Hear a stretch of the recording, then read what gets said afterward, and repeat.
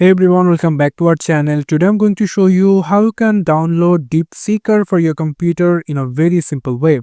You already know DeepSeeker is a very innovative AI that can makes your search engine or make your research very efficient. For that, we can simply go for our Google Chrome browser, and here we can simply search for DeepSeeker or DeepSeek AI. Click on that. Click on the DeepSeek website. And as you can see, there is two options called start now or get desktop app. So after that, what you can do, you can simply click on start now over here. And as we can see, I rightly log into the DeepSeek, so that's why it's logged in. As we logged into the DeepSeek, so you can see there is no app for the DeepSeek for Windows. There is an app for the mobile. You can simply scan the QR code from here and you can get the app for the DeepSeek.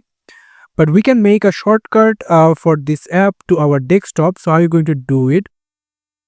Just simply come over into here, and what you're going to do, just see what you're going to do. You're going to simply turn it into our desktop over here.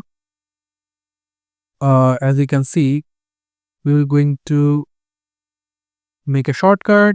So for that, now what we're going to do, we're going to make a shortcut. So for that, how are you going to do it? Just simply click on that and going to drag it to the